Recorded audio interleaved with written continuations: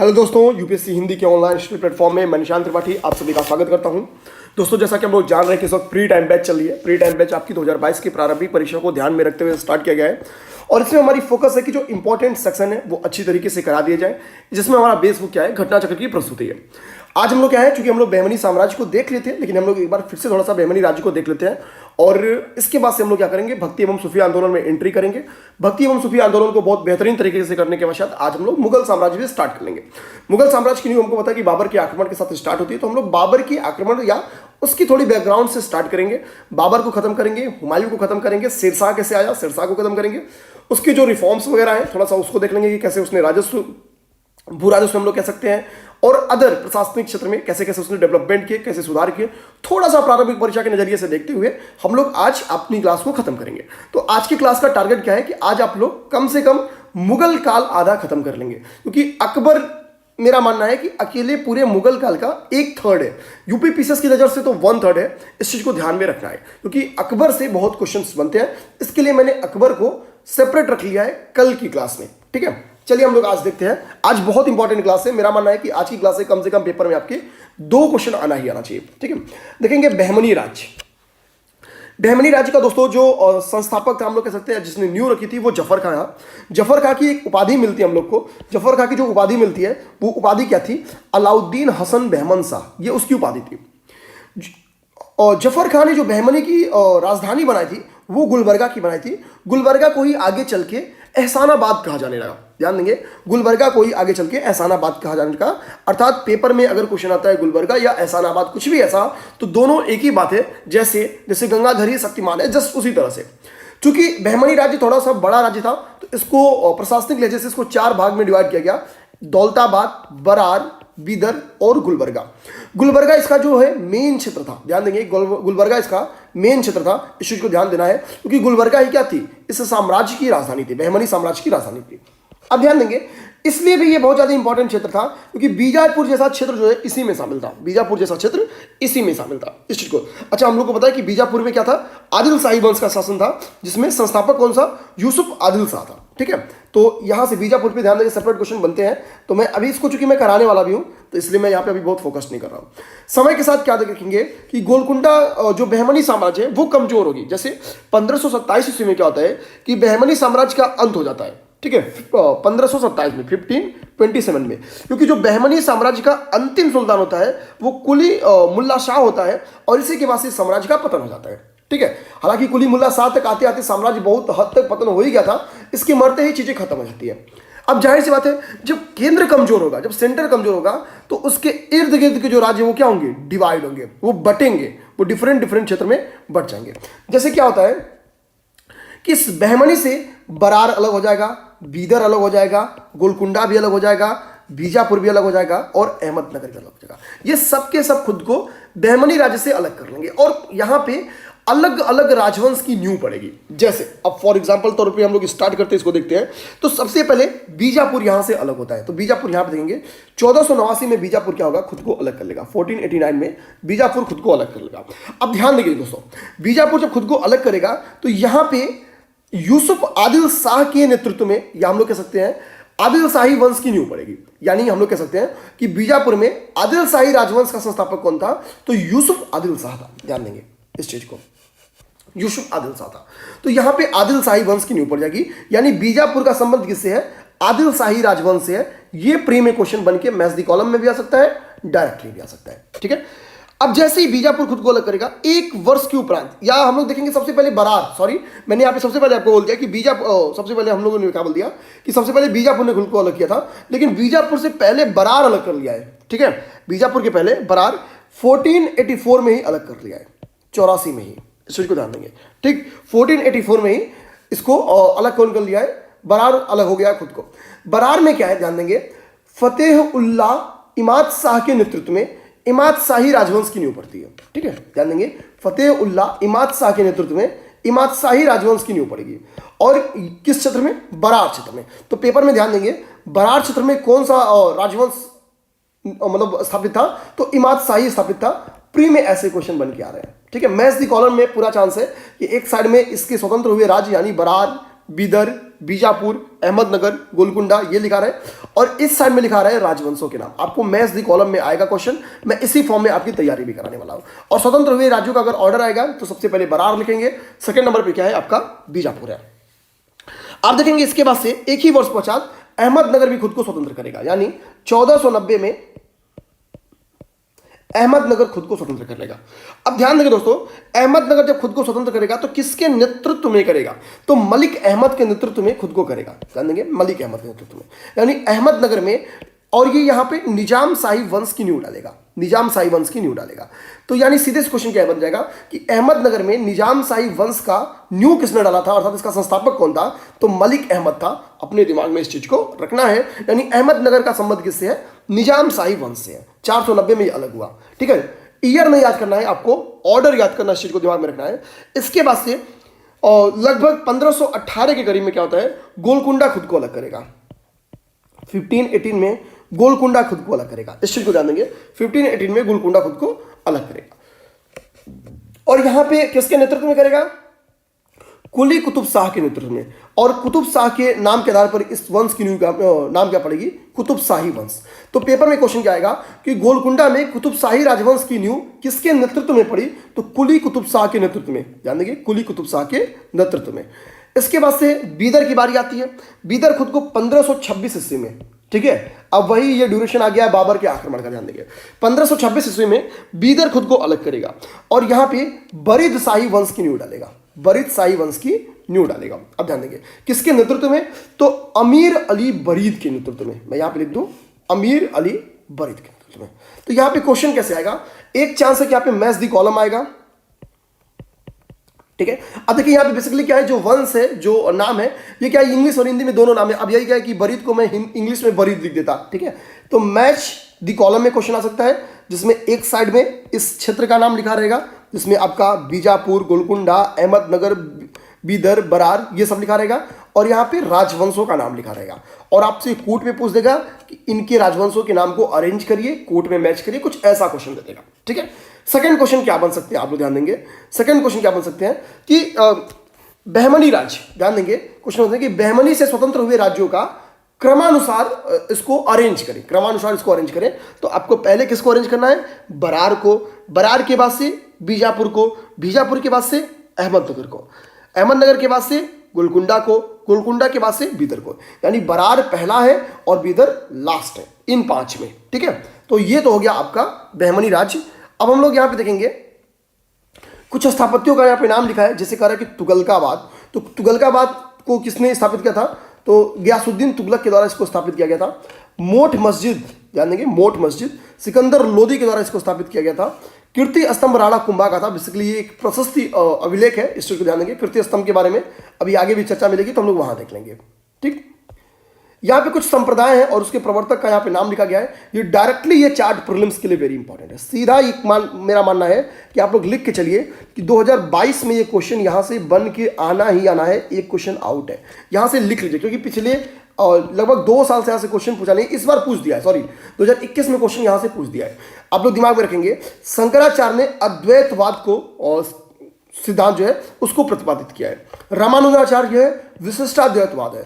माधवाचार्य द्वैतवाद, निम्बाकाचार्य द्वैताद्वैतवाद, वल्लभाचार्य शुद्धाद्वैतवाद या पुष्टिमार्ग, शंकरदेव एक शरण संप्रदाय को। ठीक है, ये आपको सीधा याद करना है। मैं इसमें क्योंकि समझाने को स्कोप नहीं है। ठीक है, अब अद्वैतवाद में क्या बोला गया है और रामानुजाचार्य ने विशिष्टाद्वैतवाद में क्या बात बोली है, ये आपके लिए प्रारंभिक परीक्षा के नजरिए से उतना इंपॉर्टेंट नहीं है, लेकिन सीधे प्रवर्तक का नाम चाहे यूपी पीसीएस हो या यूपीएससी हो, दोनों पूछती है। तो शंकराचार्य ने अद्वैतवाद के सिद्धांत का प्रतिपादक है, रामानुजाचार्य विशिष्टाद्वैतवाद और माधवाचार्य द्वैताद्वैतवाद। ठीक है, ध्यान देंगे, द्वैतावाद या द्वैताद्वैतवाद के निम्बार्काचार्य हैं, शुद्धाद्वैतवाद के वल्लभाचार्य हैं और शंकरदेव एक शरण संप्रदाय के।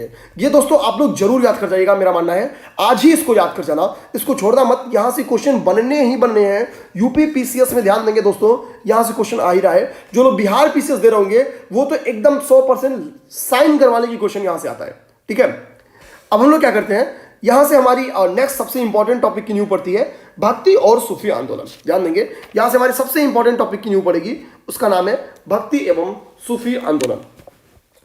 अब ध्यान देंगे दोस्तों, थोड़ा सा हम लोग भक्ति आंदोलन को देखते हैं।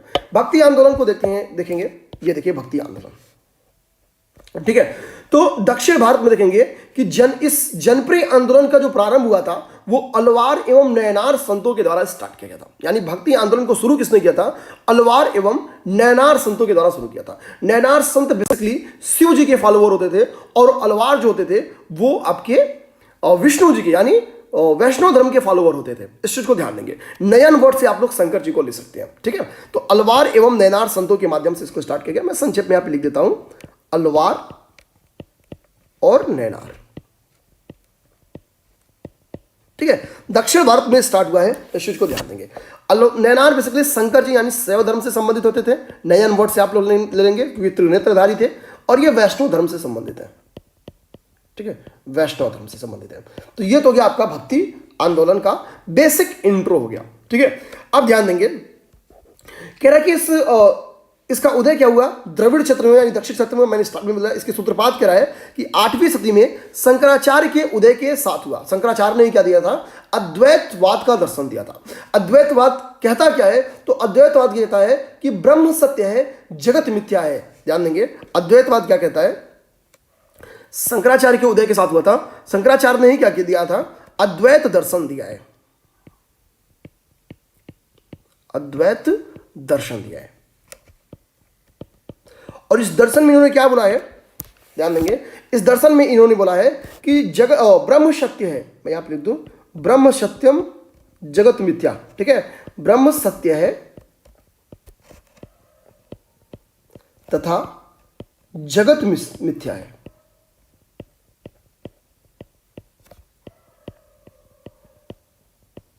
जगत मिथ्या है, ठीक है। इस चीज को ध्यान देंगे,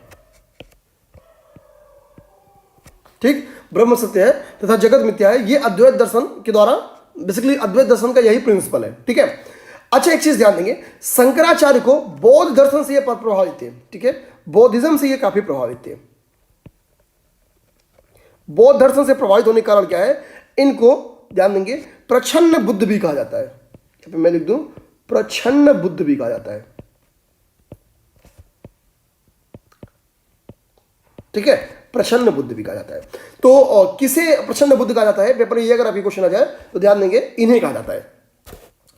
अब हम लोग इसके पास देखेंगे तो कह रहा है कि दक्षिण भारत में वैष्णव अलवार संतों द्वारा और शैव नयनार संतों द्वारा इसको स्टार्ट किया गया। तो इस बात को तो मैंने स्टार्ट में ही बता दिया, ये आपके लिए कोई बड़ी बात नहीं है, ठीक है। आगे कह रहा है कि इसका पुनर्जन्म क्या होता है कि 15वीं और 16वीं सदी में होता है। वही इसको आपको याद नहीं करना है, बेसिकली ये उसकी बात कर रहा है जो सामाजिक धार्मिक सुधार आंदोलन हो रहा है, फिर उधर की बात कर रहा है, तो हम लोग छोड़ते हैं इसको। अब यहाँ पे हम लोग क्रमानुसार याद करना स्टार्ट करेंगे। जैसे यहाँ पे सबसे पहले क्या बारी आ रही है? यहाँ पे लिख रहा है रामानंद के बारे में, ठीक है। भक्ति एवं सूफी आंदोलन में सबसे पहली बात किसका कर रहा है? रामानंद का कर रहा है। तो आइए हम लोग रामानंद को देखते हैं। एक्चुअली यहाँ पे थोड़ा सा इसको हेडिंग डालना चाहिए था कि उत्तर भारत के जो प्रमुख भक्ति संत थे, ध्यान देंगे, जैसे समय के साथ क्या दक्षिण भारत में स्टार्ट हुआ, लेकिन ये उत्तर भारत में जब इसका फैलाव होगा तो ये बेसिकली क्या है? ये उत्तर भारत के प्रमुख संत है, यानी हम लोग कह सकते हैं भक्ति संत है। यहां पे लिख दें भक्ति संत है। अब इसमें उत्तर भारत के जो प्रमुख भक्ति संत हैं उनमें नाम किसका किसका आ जाता है? मैं संक्षेप में अगर बोल दूं तो एक तो खुद रामानंद आपको स्क्रीन पे दिख रहे हैं, तो पहला मैं इन्हीं का नाम लिख देता हूं, रामानंद का नाम आता है। रामानंद का नाम सबसे पहले आता है, फिर कबीर जी का नाम आता है, ठीक है। कबीर अर्थात कबीर दास का नाम आता है, ठीक है। कबीर दास का नाम आता है। कबीर दास के बाद से अपने गुरु नानक देव का नाम आता है, ठीक है।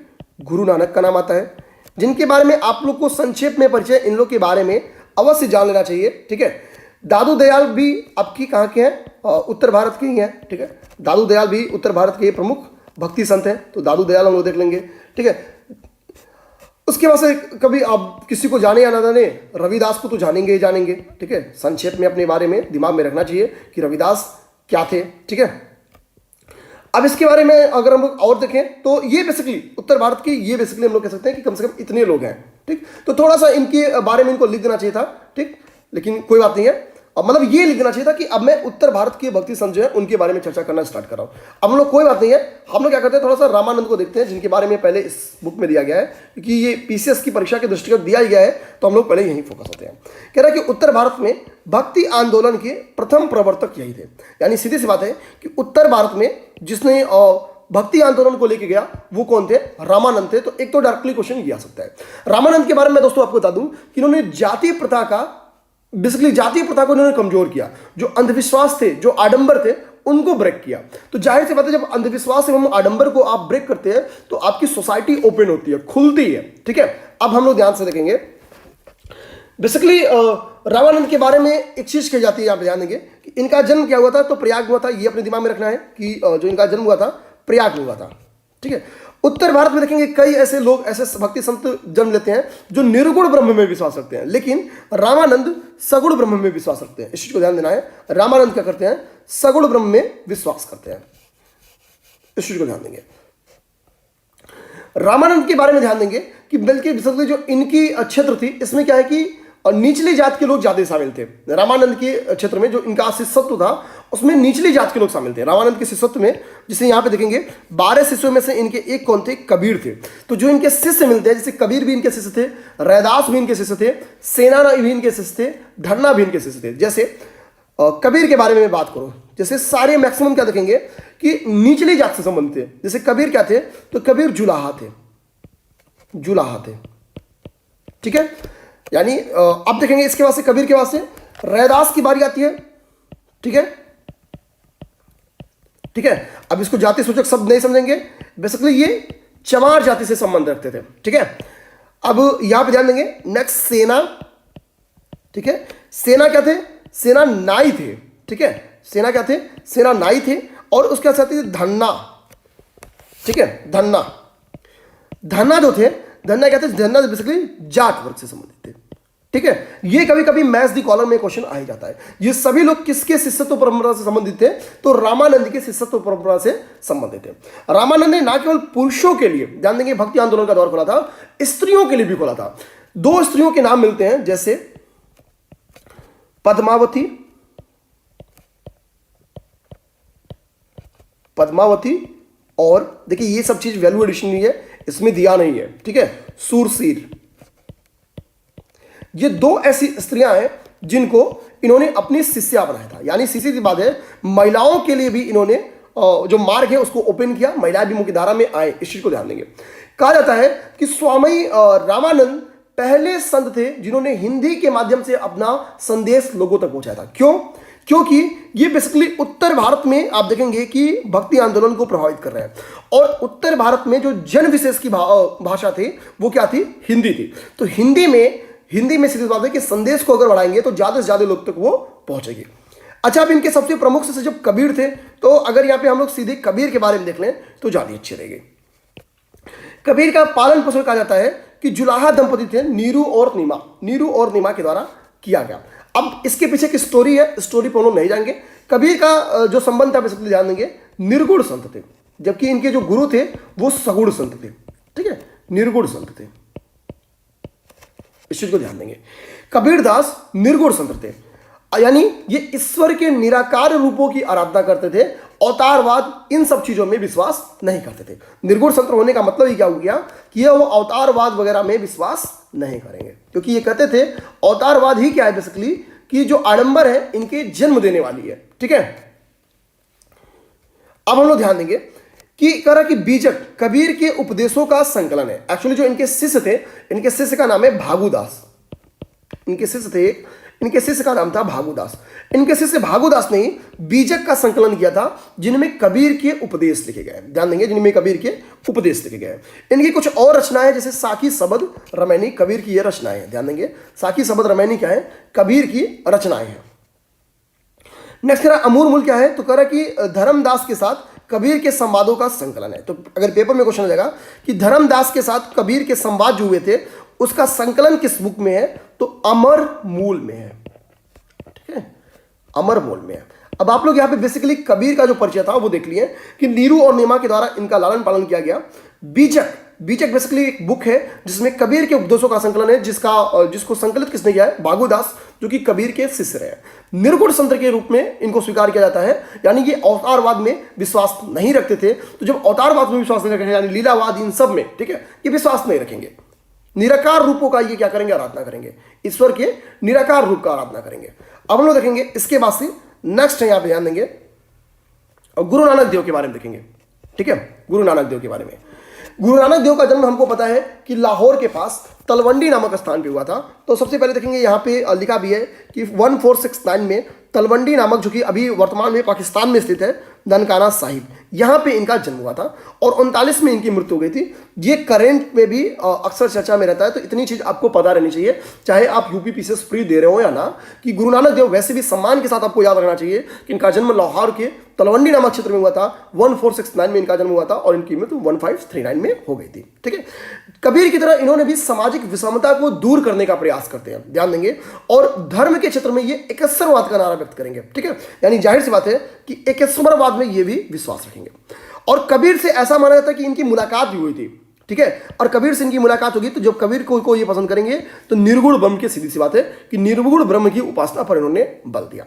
कहा जाता है कि इन्होंने इनके जो फॉलोअर्स थे, बेसिकली उनको सिख कहा जाता है, सिख धर्म की जो इन्होंने न्यू रखी थी वो सिकंदर लोदी के समय में रखी थी। ये यूपी पीसीएस में क्वेश्चन बन के आया हुआ भी है। ठीक है, कई सारी पब्लिक सर्विस कमीशन ने इस चीज को पूछा है कि सर्व सिख धर्म की स्थापना किस शासक के समय में की गई, तो सिकंदर लोदी के समय में की गई। सिकंदर लोदी के बारे में बहुत सारे फैक्ट्स हम लोगों ने देख लिया है, तो अब हम लोग सिकंदर लोदी के बारे में उम्मीद करेंगे सारी चीजें आपको पता है, नहीं देखेंगे अब। ठीक है, गुरु नानक का जाति व्यवस्था पर प्रहार करते हुए एक कथन है कि ईश्वर व्यक्ति के गुणों को जानता है पर वह उसकी जाति के बारे में नहीं पूछता। यानी उसकी जो क्वालिटीज है उसको जानता है, लेकिन उसकी जो जाति है उससे उसको कोई मतलब ही नहीं है, क्योंकि दूसरे लोक में, अर्थात जब ये लोक से आप परलोक जाते हैं तो वहां पे आपकी कोई जाति नहीं होती है, वहां पे आप केवल एक मानव होते हैं। ठीक है, इस चीज को आप लोगों को ध्यान में रखना है। तो बेसिकली जाति व्यवस्था पर आप देखिए कि जो लोग सिख धर्म में बेसिकली देखेंगे इस चीज को आपको दिखेगा भी कि जाति से उनका कोई मतलब नहीं होता है। क्योंकि फॉर एग्जांपल के तौर पे आप लोग लंगर लीजिए,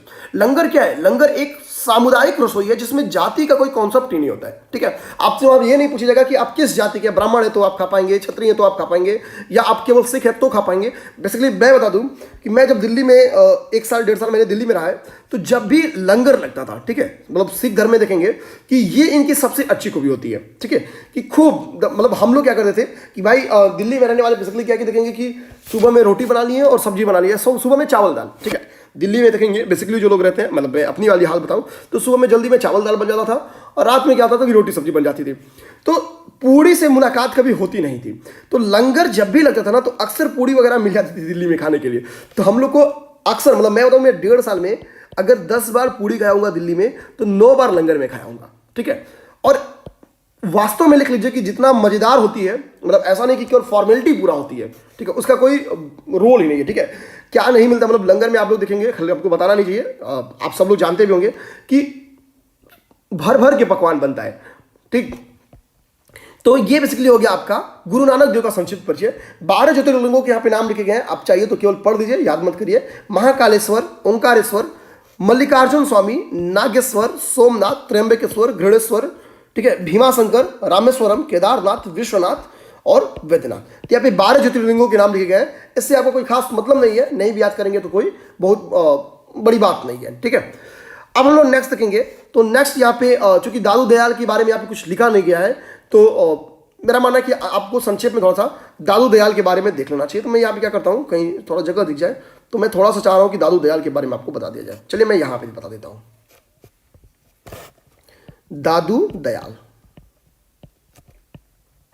ठीक है, ये भी उत्तर भारत में भक्ति आंदोलन के प्रमुख संत रहे हैं। दादू दयाल, दादू दयाल का जन्म जो है वो अहमदाबाद में हुआ था। ठीक है, इनका जो पहला नाम था वो महाबली नाम था। अहमदाबाद में इनका जन्म हुआ था, ये इंपॉर्टेंट नहीं है, महाबली इनका नाम था। पहला जो उनका दादू दयाल का नाम था वो महाबली था। ठीक है, इसी को ध्यान देंगे। दादू ने ब्रह्म समाज का या ब्रह्म संप्रदाय की स्थापना की थी। ब्रह्म समाज नहीं, सॉरी, ठीक है, ब्रह्म संप्रदाय की स्थापना की थी। यही पेपर में सबसे इंपॉर्टेंट क्वेश्चन बन के आता है, ब्रह्म संप्रदाय की, ब्रह्म संप्रदाय की स्थापना किसने की थी? ठीक है, ब्रह्म संप्रदाय पेपर में आए या परम ब्रह्म संप्रदाय है, दोनों बात एक ही है। इनकी एक बात क्या होती है कि इन्होंने षड दर्शन जो है ना, यहां पे मैं लिख देता हूं, षड दर्शन, ये षड दर्शन को अस्वीकृत करते हैं। इन्होंने षड दर्शन को अस्वीकृत किया।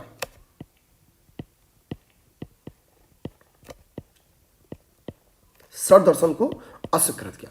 इनके बारे में ये दो फैक्ट आपको जरूर दिमाग में रहना चाहिए कि ब्रह्म समाज की इन्होंने ब्रह्म संप्रदाय की इन्होंने स्थापना की, श्रवण दर्शन को इन्होंने अस्वीकृत किया और इनका मूल नाम महाबली था। ये 2-3 फैक्ट आपको दादू दयाल के बारे में दिमाग में रहना चाहिए। हम लोग नेक्स्ट आते हैं। नेक्स्ट देखेंगे जो महाराष्ट्र वाला क्षेत्र है, ठीक है, महाराष्ट्र वाले क्षेत्र में देखेंगे क्या कि जो भक्ति आंदोलन है उसको लोकप्रिय कौन बनाता है? नामदेव, ठीक है।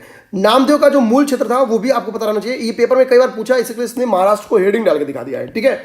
ऐसा नहीं कि राज्यवार अध्ययन करना है, महाराष्ट्र को इसलिए क्योंकि महाराष्ट्र वाले रीजन में नामदेव बहुत ही फेमस थे और इस क्षेत्र में बेसिकली देखेंगे कि जो भक्ति आंदोलन है उसको लोकप्रिय कौन बनाता है? यही बनाते हैं नामदेव। ध्यान देंगे जो विसोबा खेचर थे ये नामदेव के गुरु थे, ठीक है। विसोबा खेचर नामदेव के गुरु थे। नामदेव का जो संबंध था वो वारकरी संप्रदाय से था, इस चीज को ध्यान देना है, वारकरी संप्रदाय से इनका संबंध था और ये वेरी इंपॉर्टेंट फैक्ट है, ठीक है। नामदेव का जो संबंध था वो वारकरी संप्रदाय से था, ये वेरी इंपॉर्टेंट फैक्ट है, इस चीज को दिमाग में रखना है और याद कर लेना है नामदेव के बारे में। नामदेव के बारे में एक चीज और आप लोग याद रखिए कि नामदेव पेशे से दर्जी थे। यहां पे कहीं लिखा नहीं है, मैं यहां पे लिख देता हूं कि नामदेव क्या थे? पेशे से दर्जी थे।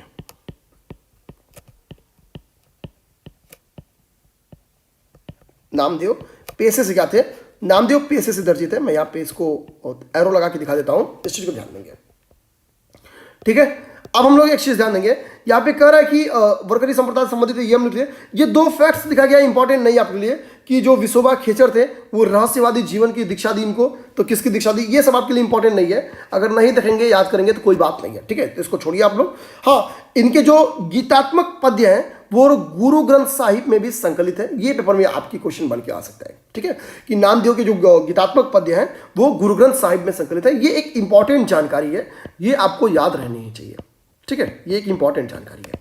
तो गुरु ग्रंथ साहिब में इनके जो गीतात्मक पद्य हैं वो संकलित किए गए। इनके बारे में ये फैक्ट कि ये पेशे से दर्जित हैं, ये आपको पता रहे। भक्ति आंदोलन को इन्होंने महाराष्ट्र में लोकप्रिय बनाया। इनके गुरु का नाम विसोबा खेचर था, वारकरी संप्रदाय से संबंधित है, यही इनके बारे में सबसे इंपॉर्टेंट फैक्ट है। और इन्होंने भक्ति आंदोलन को महाराष्ट्र में फेमस बनाया, लोकप्रिय बनाया। ये 2 फैक्ट इनके बारे में बहुत इंपॉर्टेंट है। नेक्स्ट हम लोग देखेंगे तो इस तरह से भक्ति आंदोलन लगभग खत्म हो जाता है। हालांकि यहाँ पे भक्ति आंदोलन के बारे में कुछ और लोगों के बारे में इनको चर्चा करनी चाहिए थी, जो कि चर्चा नहीं करते हैं। मैं संक्षेप में आप लोग को बता देता हूँ उन लोग के बारे में। जैसे इनको रविदास के बारे में भी थोड़ा सा चर्चा करना चाहिए था, ठीक है। रविदास के बारे में इस बुक में नहीं दिया गया। रविदास के बारे में बता दूं कि रविदास भी निर्गुण भक्ति को अपनाया था। मैं संक्षेप में लिखूंगा नहीं क्योंकि टाइम टेकन हो जाएगा, ठीक है। मैं केवल वैल्यू एडिशन आप लोग का करा देता हूं, आप लोग नोट कर लेंगे। पहले मैं 2-3 फैक्ट क्या करता हूं रविदास के बारे में बताता हूं, रविदास या रैदास जो भी आप लोग बोलिए, ठीक है। कहा जाता है कि ये भी निर्गुण भक्ति को इन्होंने अपनाया था। रविदास के बारे में एक स्टोरी भी आप लोगों को सुनने को मिलती होगी, वो मैं मानता हूं कि आप लोगों को पता होगी। तो ये भी निर्गुण भक्ति को अपनाए थे। कबीर ने रैदास को ध्यान देंगे संतों का संत संबोधित किया है। तो पेपर में क्वेश्चन बन के ये भी आ सकता है कि किसने रैदास को संतों का संत कहा है? तो खुद कबीर ने इनको संतों का संत कहा है, ठीक है। अब ध्यान देंगे सिखों का जो आदि ग्रंथ है उसमें रैदास के पद को भी संकलित किया गया है, ठीक है। रैदास के पद को भी संकलित किया गया है, इस चीज को अपने दिमाग में रखना है। और गुरु ग्रंथ साहिब में किसका संकलित किया गया है? नामदेव का। और आदि ग्रंथ में किसका जो स्टेटमेंट है वो संकलित किया गया है? तो ध्यान देंगे रैदास के पद का संकलन किया गया है आपका आदि ग्रंथ में, ठीक है। तो रैदास के पद का जो भी चीजें हैं, ठीक है, बातें हैं, हम लोग कह सकते हैं कि वो कहां पे संकलित किया गया? आदि ग्रंथ में। यहां पे लिख भी देता हूं आदि ग्रंथ, ठीक है। तो अब यहां से लोग समझ गए कि सिखों के आदि ग्रंथ जो है उसमें रैदास के पद को संकलित किया गया है, ठीक है। मैं बेसिकली ये चीज दिखा रहा हूं कि नामदेव में और रैदास में आप लोग को यहां पे वो कंफ्यूज करा सकता है। आप लोग यहां पे कंफ्यूज नहीं होंगे, इस बात के लिए आपको तैयार रहना होगा, ठीक। अच्छा, रैदास के बारे में ये चीज इंपॉर्टेंट थी। रैदास के बाद यहाँ पे थोड़ा सा इसको तुलसीदास के बारे में भी चर्चा करनी चाहिए क्योंकि तुलसीदास भी पेपर में आ जाते हैं। तो आइए मैं क्या करता हूं संक्षेप में तुलसीदास के बारे में बता ही देता हूं, ठीक है। तुलसीदास के बारे में, तुलसीदास की जैसे हम लोग को एक बेसिक परिचय क्या है कि भैया तुलसीदास जो है इनके पिता की का नाम आत्माराम दुबे था, माता का नाम इनके तुलसी था। ये सब चीज हमको पता होती है कि बांदा में इनका जन्म हुआ था। ये बेसिक इंट्रो है इनका, ठीक है। तुलसीदास के बारे में ये बेसिक इंट्रो है। सबसे अच्छी बात क्या है, इन्होंने रामचरितमानस की स्थापना की थी। ये बच्चे को पता है कि तुलसीदास ने रामचरितमानस की स्थापना की थी, लेकिन ये बहुत कम लोग को पता है कि जब रामचरितमानस की स्थापना हुई थी उस समय भारत में अकबर का शासन था, ठीक है। यानी किसके ड्यूरेशन में इन्होंने रामचरितमानस की स्थापना की थी या रचना की थी? तो अकबर के ड्यूरेशन में। इस चीज को ध्यान देंगे, यहाँ पे मैं लिख देता हूं अकबर, ठीक है, ये संक्षिप्त सा ये सारा चीज इसमें दिया होना चाहिए था, लेकिन नहीं लिया है। इसकी कुछ इंपॉर्टेंट बुक्स हैं इनकी, जैसे विनय पत्रिका, कवितावली, गीतावली, पार्वती मंगल, जानकी मंगल। तो इनकी पत्रिका जो है उसमें वली वर्ड अगर मिल जाएगा, जैसे कवितावली, गीतावली, मंगल वर्ड अगर आपको मिल जाएगा, जैसे पार्वती मंगल, जानकी मंगल, ठीक है, ये सब इनकी बुक्स है जिनको लोग इजिली पहचान जाते हैं। एक ही इनके रूल से विपरीत इनकी बुक है, उसका नाम है विनय पत्रिका। ठीक है, विनय पत्रिका आप लोग याद कर लीजिए, बाकी दिमाग में रखना है, अगर वली वर्ड मिल जाएगा या मंगल वर्ड मिल जाएगा तो वो तुलसीदास का है। ठीक है, तो ये तुलसीदास का आपका संक्षेप में परिचय हो गया। यहाँ पे थोड़ा सा इनको चर्चा मीराबाई के बारे में भी करना चाहिए था। मीराबाई हमको बताया कि मेवाड़ राज्य से इनका संबंध था। मेवाड़ के जो राजा थे रतन सिंह, ये रतन सिंह की पुत्री हुआ करती थी और इन्होंने कृष्ण को उपासना पति के रूप में स्वीकार किया था। इस चीज को ध्यान देंगे। ठीक है, इनका जो विवाह हुआ था वो राणा सांगा का हम लोगों ने नाम सुना होगा, तो राणा सांगा के ज्येष्ठ पुत्र के साथ हुआ था। हालांकि ये सब अपने लिए इंपॉर्टेंट नहीं है, अपने लिए इंपॉर्टेंट ये है कि किस राजवंश से या किस क्षेत्र से संबंधित थी। तो मेवाड़ के राजा रतन सिंह ये पुत्री थी, ये दिमाग में रखिए। और उपासना पति के रूप में इन्होंने श्री कृष्ण को स्वीकार किया था, ये चीज अपने दिमाग में रखना होगा। ठीक है, तो ये संक्षेप में मीराबाई हो गई। ठीक, चैतन्य महाप्रभु के बारे में भी आप छोटा सा जान लीजिए कि बंगाल की नदिया में इनका जन्म हुआ था। चैतन्य ने अपना अधिकांश समय ध्यान देंगे गया में व्यतीत किया था और चैतन्य के गुरु का नाम क्या था? ईश्वरपुरी था। ये एक दो संक्षिप्त परिचय है चैतन्य महाप्रभु के बारे में, जिनके बारे में आपको दिमाग में होना चाहिए। पेपर में क्वेश्चन बन के कभी भी आपके आ सकता है, इसको ध्यान देंगे। तुकाराम के बारे में यूपीपीसीएस क्वेश्चन पूछी भी है, यहाँ पे दिया नहीं है। तुकाराम के बारे में ध्यान देंगे एक फैक्ट, जैसे तो कि तुकाराम बड़करी संप्रदाय से संबंधित थे, ये पेपर में क्वेश्चन बन के कई बार आया हुआ है। ठीक है, कि तुकाराम किसके समकालीन थे? तो शिवाजी के समकालीन थे। किस संप्रदाय से संबंधित थे? तो बड़करी संप्रदाय से संबंधित थे। ये पेपर में क्वेश्चन कई बार बन के आया है। तो मैं अभी जो 5 मिनट की चर्चा किया हूं, ये मैं लिखा भले नहीं हूं, लेकिन आप लोग को मेरा मानना याद रहना चाहिए, चाहे पेपर में क्वेश्चन आए या ना आए, इस चीज को ध्यान देंगे। ठीक है, महाराष्ट्र के जो संत हैं उनमें रामदेव, एकनाथ, तुकाराम, रामदास, ये सब महाराष्ट्र के संत हैं। ठीक है, कितनी बार ये भी पूछ लेता है निम्नलिखित में से किसका संबंध महाराष्ट्र से नहीं है? तो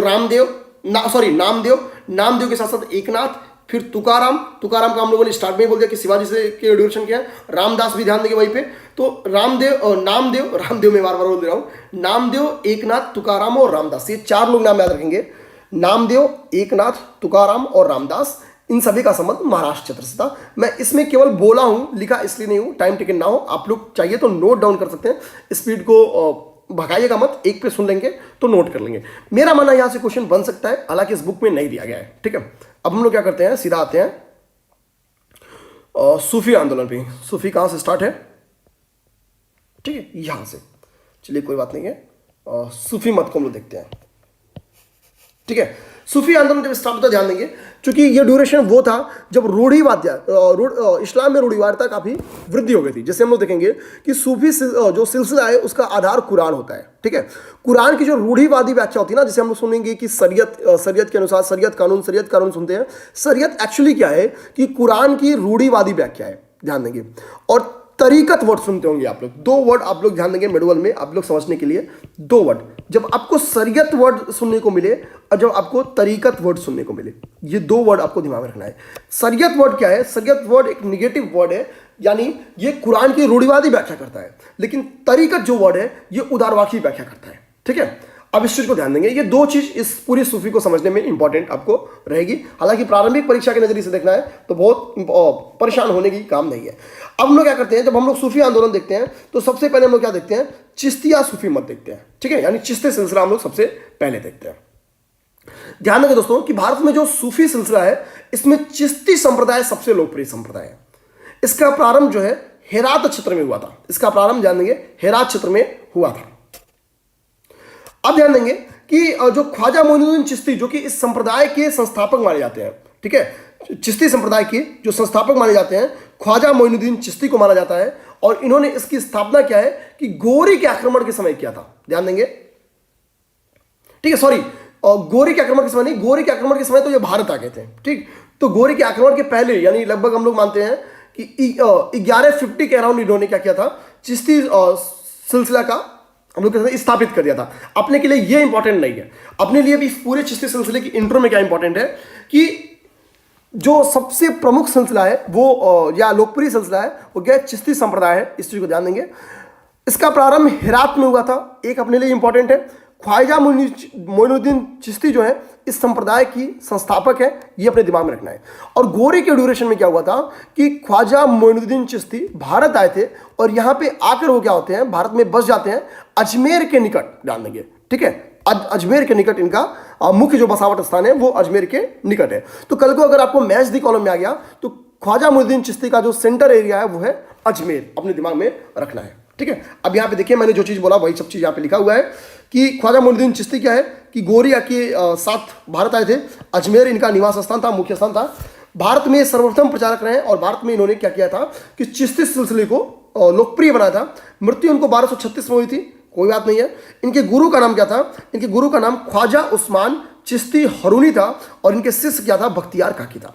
तो पेपर में ये क्वेश्चन यूपी पीसीएस खूब पूछी है कि इनके शिष्य का क्या नाम था, ये यूपी पीसीएस पूछी हुई है। तो कुतुबुद्दीन बख्तियार काकी या केवल बख्तियार काकी इनके शिष्य का नाम था।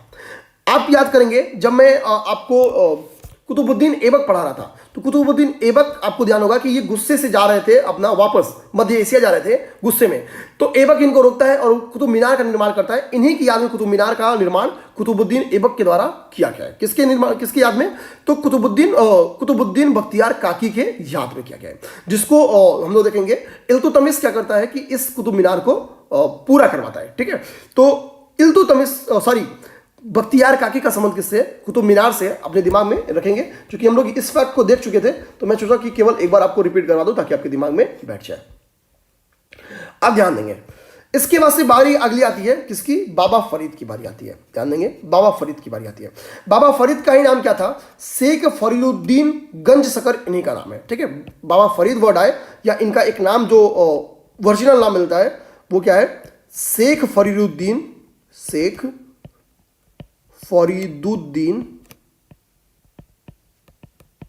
गंज सकर। ये दोनों बात कुछ भी आए तो एक ही लोग का नाम है। पेपर में ये भी क्वेश्चन आ सकता है कि बाबा फरीद किसे कहा जाता था, तो शेख फरीदुद्दीन गंज सकर को बाबा फरीद कहा जाता था। ये अपने दिमाग में रखना है। अब नेक्स्ट ध्यान देंगे कि करा कि चिश्ती सिलसिले को भारत में इन्होंने लोकप्रिय बनाया। बलबन के क्या थे, दामाद थे। ये एक इंपॉर्टेंट क्वेश्चन हो सकता है प्रीलिम्स के लिए, ध्यान देंगे। और ये शायद बैकियर में पूछा भी गया है, ठीक है, कि निम्नलिखित में से कौन बलबन का दामाद था। तो बलबन के दामाद कौन थे, बाबा फरीद थे। इनकी रचनाएं जो हैं वो गुरु ग्रंथ साहिब में संकलित की गई हैं, ठीक है। यानी बाबा फरीद की जो रचनाएं हैं उनको भी गुरु ग्रंथ साहिब में उनको जगह दिया गया है। इस चीज को ध्यान में रखेंगे। तो ये बेसिकली तीनों फैक्ट जो थे, बेसिकली ये जो लास्ट के दो फैक्ट थे ये वेरी इंपॉर्टेंट है आपके प्रारंभिक परीक्षा के, ध्यान में रखते हैं, ठीक है। नेक्स्ट बात आती है निजामुद्दीन औलिया। ये पूरी चिश्ती में देखेंगे, ये प्रीलिम्स के नजरिए से यूपी पीसीएस, खास तौर पे यूपी पीसीएस में ये सबसे इंपॉर्टेंट टॉपिक है।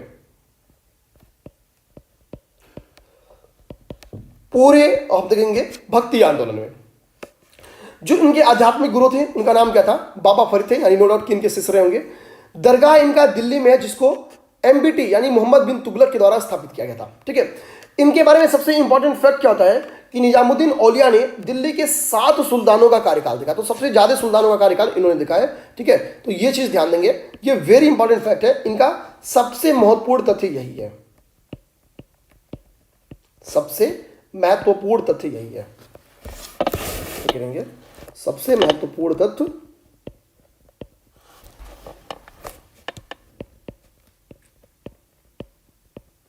यही है इसका, ठीक है।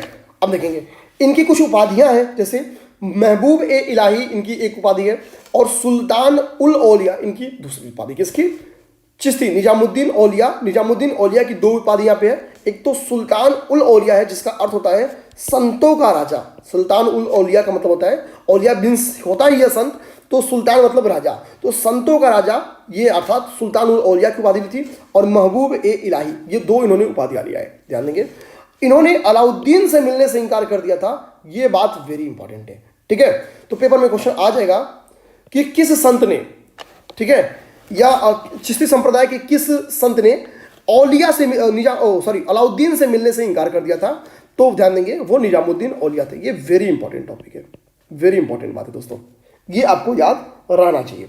इनके शिष्य का नाम ध्यान देंगे, यहां पे लिखा नहीं है, मैं वैल्यूडेशन थोड़ा सा करा दूं। अमीर खुसरो इनका शिष्य था, ध्यान देंगे, अमीर खुसरो इनका शिष्य था।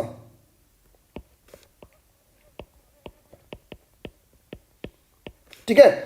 और ये योग में काफी दक्ष थे। निजामुद्दीन औलिया के बारे में एक फर्क मैं और बता दूं कि ये योग में काफी दक्ष थे, इस चीज को ध्यान में रखना है। इसी के लिए इनको सिद्ध योगी माना जाता था, ठीक है। योग में ये काफी दक्ष थे। अब हम लोग क्या करेंगे, नेक्स्ट आएंगे और नेक्स्ट को देखेंगे कि नेक्स्ट क्या यहाँ पे। तो नेक्स्ट यहाँ पे है शेख सलीम चिश्ती, ठीक है। नेक्स्ट है आपका शेख सलीम चिश्ती।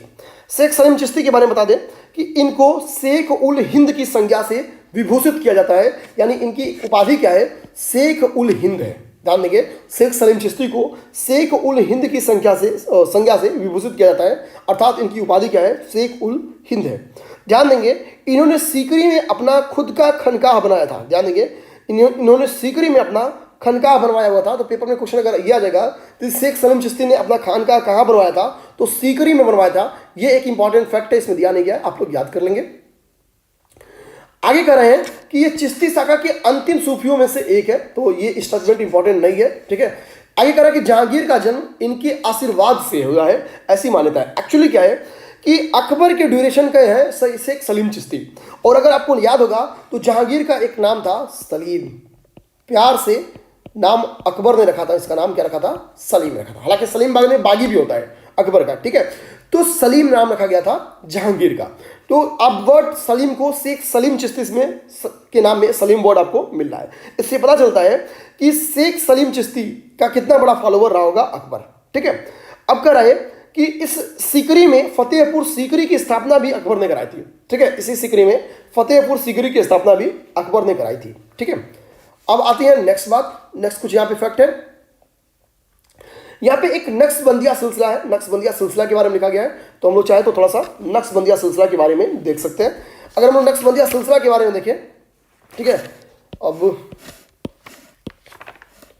इसको मिटा देते हैं।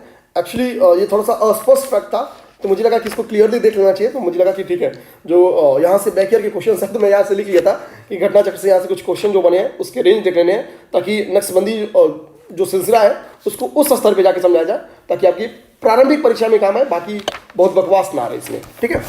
अब लोग नेक्स्ट देखेंगे। यहाँ पे कह रहा है कि नक्शबंदी जो सिलसिला है इसकी स्थापना 14वीं सदी के इर्द गिर्द की गई थी, ठीक है। 14वीं सदी के इर्द गिर्द की गई थी। ख्वाजा बहाउद्दीन नक्शबंद इसके संस्थापक थे, ठीक है। ख्वाजा बहाउद्दीन नक्शबंद इसके संस्थापक थे। अब ध्यान देंगे, यहाँ पे इसके एक प्रमुख संत रहे हैं ख्वाजा ख्वांद महमूद। इन्होंने कश्मीर को अपना केंद्र बनाया था। ये इंपॉर्टेंट नहीं है, बस दिमाग में ये रखना कि इसके एक अगले संत थे ख्वाजा ख्वांद महमूद, जिन्होंने कश्मीर को अपना सेंटर बनाया था, जो कि आपके लिए इंपॉर्टेंट नहीं है। इस पंथ के सबसे प्रमुख नेताओं में से एक हुए हैं ख्वाजा बकी बिल्ला। ये प्रमुख नेता रहे हैं। ध्यान देंगे, जो नक्शबंदिया सिलसिला है इसके सबसे प्रमुख नेताओं में से एक रहे हैं ख्वाजा बकी बिल्ला। ये सबसे प्रमुख रहे हैं, एक नहीं बनेंगे, सबसे प्रमुख इन्हीं को मानेंगे, सबसे प्रमुख नेता। ये काबुल से दिल्ली आते, ये काबुल थे एक्चुअली, ये प्रचार करने के उद्देश्य से नक्शबंदिया सिलसिले का दिल्ली आए थे। ध्यान देंगे। अब ये जाहिर सी बात है कि जब ये दिल्ली आए थे तो आगे कह रहा है इसी के अगले शेख अहमद सरहिंदी इसके अगले संत होते हैं। यानी नक्शबंदी जो सिलसिला है इसके अगले संत कौन होते हैं, तो शेख अहमद सरहिंदी होते हैं। सरहिंदी ध्यान देंगे दोस्तों, ये अकबर के समकालीन होते हैं, अकबर के समकालीन होते हैं। और अकबर की पॉलिसी कैसी रहती है, अकबर की नीति रहती है उदार नीति रहती है। तो ये क्या करेंगे, अकबर के उदार नीतियों का विरोध करेंगे, ठीक है। संगीत का ये विरोध करेंगे, बोलेंगे इस्लाम के विरोध में है संगीत, ठीक है। तो ये नक्शबंदी सिलसिला एक ऐसी सिलसिला है, पेपर में क्वेश्चन यूपीपी से दी हुई भी है, जो संगीत का विरोध करती है। इस चीज को ध्यान देंगे, संगीत का विरोध करती है। इसका प्रसिद्ध अनुयायी कौन था, औरंगजेब था। ये तो आपके यहाँ पे लिखा हुआ भी है, ये इंपॉर्टेंट फैक्ट है भी है, ठीक है। अब इस चीज को आप लोग समझ गए नक्शबंदिया सिलसिले के बारे में कि इसके संस्थापक कौन थे, ख्वाजा बहाउद्दीन नक्शबंद थे। इसका एक प्रमुख सबसे प्रमुख नेता हम लोग कह सकते हैं, या सबसे प्रमुख संत हम लोग कहेंगे इसके, ठीक है, जो भी कह लें। तो वो कौन थे, तो वो ख्वाजा बकी बिल्ला थे, जो कि काबुल से दिल्ली आए हुए थे भारत में प्रचार करने के उद्देश्य से, और इस नक्शबंदिया सिलसिले के सबसे प्रमुख प्रचारक थे। मुगलों में देखेंगे तो औरंगजेब इसका फॉलोअर रहा है, इस चीज को ध्यान देना है। नक्शबंदी सिलसिले ने संगीत का विरोध किया, अकबर की जो उदार पॉलिसीज रही हैं उसका विरोध किया है। और औरंगजेब आपको पता ही है कि उदार नीति से अकबर के कोई संबंध रखता नहीं था। तो नो डाउट कि मैच किसका प्रिंसिपल कर रहा है, औरंगजेब का प्रिंसिपल नक्शबंदियों से मैच कर रहा है, ठीक है। अब यहाँ पे और आगे भी कुछ दिया है। यहाँ पे कादरी शाखा के बारे में दिया हुआ है, ठीक है। कादरी शाखा या कादरी संप्रदाय हम लोग कह लें, इसका जो संस्थापक था, ध्यान देंगे, इसके संस्थापक कौन था? तो इसका संस्थापक था शेख मुहिउद्दीन कादिर जिलानी, ये इसका संस्थापक था, अपने दिमाग में रखना है। शेख मुहिउद्दीन कादिर जिलानी इसका संस्थापक था। बेसिकली बगदाद के क्षेत्र में इसने कादरी शाखा का जन्म हुआ था, ठीक है। इसका फॉलोअर ध्यान देंगे शाहजहां का पुत्र था, दारा शिकोह के द्वारा इसका फॉलोअर था, ठीक है। दारा शिकोह क्या था? इसका फॉलोअर था। ये अपने दिमाग में रखना है कि दारा शिकोह क्या है, कि कादरी शाखा का फॉलोअर है, ठीक है। ये पेपर में क्वेश्चन बन के आप कह सकता है कि मुगल बादशाह जो दारा शिकोह था, जो कि शाहजहां का पुत्र था, इसने क्या था, ये इसका फॉलोअर रहा है या इसका अनुयायी रहा है, कुछ भी ऐसा पेपर में क्वेश्चन बन के आ सकता है। तो कादरी शाखा का फॉलोअर कौन है? दारा शिकोह, जो कि शाहजहां का पुत्र था और औरंगजेब नक्शबंदिया सिलसिले का फॉलोअर है। ये सब चीज तो आपका हो गया। एक फिरदौसी संप्रदाय भी बनाया गया है, जिसका संस्थापक बदरुद्दीन रहा है, ध्यान देंगे। एक फिरदौसी संप्रदाय भी बनाया गया है, जिसका संस्थापक बदरुद्दीन रहा है, ठीक है। अब यहां पे कुछ महत्वपूर्ण तथ्य लिखा हुआ है, आइए देख लेते हैं। कह रहा है कि सूफी संत शाह मोहम्मद गौस ने कृष्ण को स्वीकार किया। तो किस सूफी संत ने, ठीक है, औलिया के रूप में। तो पेपर में क्वेश्चन आया हुआ भी है बैक ईयर में कि किस सूफी संत ने श्री कृष्ण को औलिया के रूप में स्वीकार किया है? तो शाह मोहम्मद गौस के द्वारा स्वीकार किया गया है, ध्यान देंगे। नेक्स्ट कह रहा है कि सूफी संतों का जो निवास स्थान होता था वो क्या होता था? खानका होता था, ठीक है। जो सूफी संतों का निवास स्थान होता था उसे हम लोग क्या कहते थे? तो सूफी संतों के निवास स्थान को हम लोग खानका कहते हैं। सूफी संगीत समारोह का क्या नाम है? समा, ठीक है। तो जो सूफी संगीत होती थी, जैसे होता है ना समा बादिए, तो संगीत ऐसी किए कि समा बादी, जैसे उसके बारे में तानसेन के बारे में यही चीज कहा जाता है। इस्लाम के धार्मिक कानूनों के विद्वानों को उलेमा कहा जाता है। जैसे हम लोग सुनते हैं कि उलेमा है, तो बेसिकली क्या होते हैं कि जो इस्लामिक धार्मिक कानून है, लॉज है, उनके जो ज्ञाता होते हैं उनको उलेमा कहते हैं। प्रेम वाटिका एक काव्यबंध ग्रंथ है, ठीक है, जिसको रसखान के द्वारा लिखी गई है। पद्मावत, अखरावट और आखिरी कलाम, ये सब मलिक मोहम्मद जायसी की रचनाएं हैं। मलिक मोहम्मद जायसी की रचनाएं, ये वेरी इंपॉर्टेंट है, ध्यान देंगे, ठीक है, ये वेरी इंपॉर्टेंट है। तुलसीदास के समकालीन कौन थे?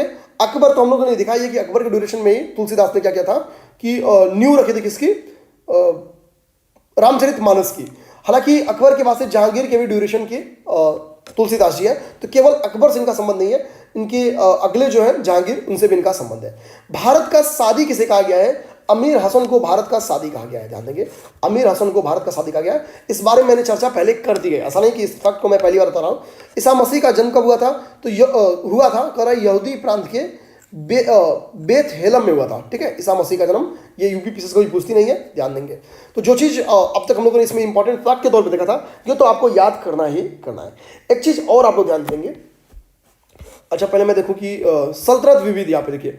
अब यहाँ पे देखिए इस चार्ट में जो चीज़ लिखा हुआ है, जब समय के साथ जो अभियान किए गए हैं दिल्ली सल्तनत के शासकों के द्वारा, तो उस ड्यूरेशन में मैंने ये सारी चीज़ों पे चर्चा किया हुआ है, तो मैं इसको छोड़ूंगा, ठीक है। मैं उम्मीद करता हूँ कि आप लोग को पता भी होगा, ठीक, क्योंकि मैंने पढ़ाया हुआ है। फरिश्ता के बारे में हम लोग इंपॉर्टेंट देखेंगे इस चीज़ पे। यहाँ पे फरिश्ता के बारे में क्या है? कह रहे हैं कि फरिश्ता का जो पूरा नाम है वो मोहम्मद कासिम हिंदू शाह है, जो कि इंपॉर्टेंट नहीं है, लेकिन आप लोग देख लीजिए, मोहम्मद कासिम हिंदू शाह इसका नाम है। आगे कह रहा है कि कुछ समय तक अहमदनगर के जो नगर के शासक थे, मुर्तजा निजाम शाह की दरबारी विद्वान था। तो पेपर में क्वेश्चन ये भी आता है कि फरिश्ता निम्नलिखित में से किस राज्य, किस जगह का या किस नगर का दरबारी विद्वान था? तो अहमदनगर का ये दरबारी विद्वान था, जिसका शासक कौन था?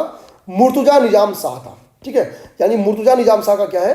दरबारी विद्वान था। अगर फरिश्ता के ऊपर सेपरेट क्वेश्चन बनेगा तो मुर्तजा निजाम शाह के ऊपर स्टेटमेंट आ सकता है, अपने दिमाग में रखेंगे। हमको पता है कि इसकी बुक का नाम है तारीख ए फरिश्ता, ध्यान देंगे, तारीख ए फरिश्ता इसकी बुक है।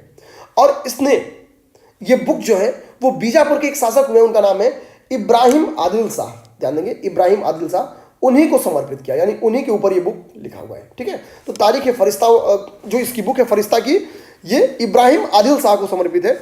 ये पेपर में क्वेश्चन आ सकता है।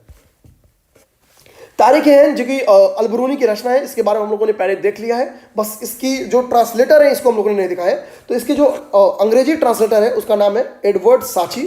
साची ने इसको अंग्रेजी में ढाला है, यानी साचा है तहकीक हिंद को। तहकीक हिंद को अंग्रेजी में किसने साचा है? तो एडवर्ड साची ने। हिंदी इसका ट्रांसलेट किसने किया है? तो रजनीकांत शर्मा जी ने किया हुआ है, ठीक है, इसका हिंदी ट्रांसलेशन तहकीक हिंद का। कीर्ति स्तंभ के बारे में मैंने ऊपर ही बोल दिया कि राणा कुंभा का है। बेसिकली ये एक प्रशस्ति अभिलेख है जिसको मालवा विजय के उपलक्ष्य में निर्माण किया गया है। ठीक है, अब ये इसका निर्माता कौन था, इसका प्रशस्तिकार कौन था, ये पेपर में आपके आता नहीं है। जिसको मन करे वो याद कर सकता है कि जैता द्वारा निर्मित है। अत्रि और महेश इसके प्रशस्तिकार है, इंपॉर्टेंट नहीं है।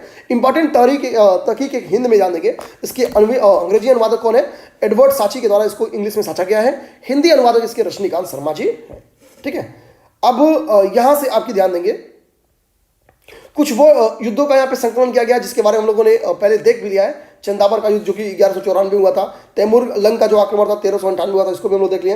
तालीकोटा का युद्ध हम लोग देख लेंगे। अभी घाघरा का युद्ध देखेंगे, 1529 में था, बाबर के द्वारा लड़ा गया था। तो इन सब पे हम लोग चर्चा भी करेंगे। हाँ, ये क्वेश्चन अब बात आती है कि इसको क्यों लिख दिया ऐसा। ऐसा थोड़ी ना कि घटना चक्र को लगा कि यार कि अब यहाँ पे देखिए 1194 की घटना जो कि हम लोग कह सकते हैं दिल्ली सल्तनत की घटना है, और यहाँ पे ये सारी घटनाएं किसके बारे में लिखी गई हैं, ये सब आपकी मुगल की घटना है। क्यों लिख दिया गया है?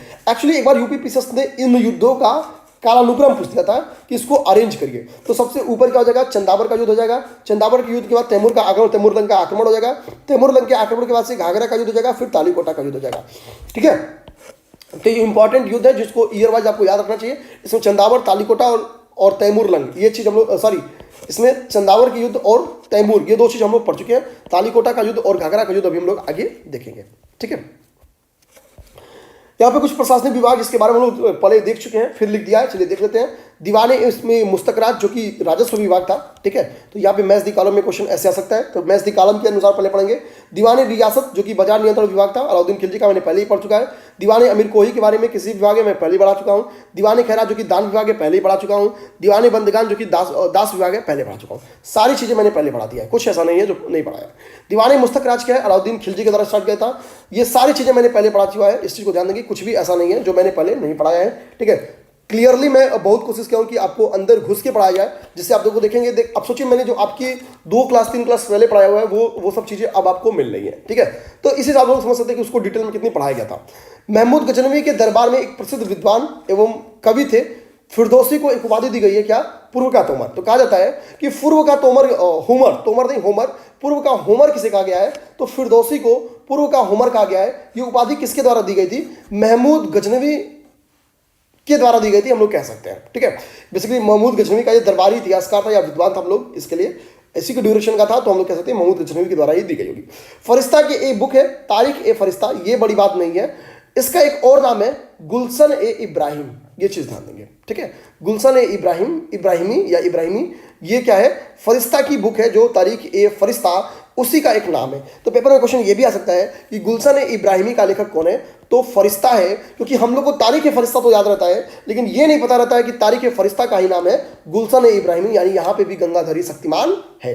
ठीक है, सल्तनत काल में इक्तेदारों द्वारा सरकारी खजाने में जमा की जाने वाली जो अतिरिक्त राशि होती थी, यानी कहा कि दिल्ली सल्तनत के पीरियड में जो इक्तादार होते थे, उन्होंने वो जो सरकारी जो खजाना होता था, ठीक है, उनमें जो पूंजी जमा करते थे, ठीक, वो जो अतिरिक्त राशि थी वो क्या कहा जाती थी, तो फाजिल कहलाती थी। इसके बारे में मैं चर्चा पहले कर चुका हूं। तो फाजिल क्या होती थी, फाजिल आप लोग देखेंगे, अतिरिक्त राशि को ही हम लोग फाजिल वर्ड यूज भी करते हैं। हम लोग कहते हैं ना ये पैसा फाजिल बा, एक जमा किया। ठीक है, तो फाजिल का मतलब होता है वो राशि जो बच गई है, जो अतिरिक्त है, जो शेष है, वो राशि होती है। तो जो अतिरिक्त राशि है वही फाजिल या फाजिल कहलाती है। ठीक है, उर्दू वर्ड है फाजिल।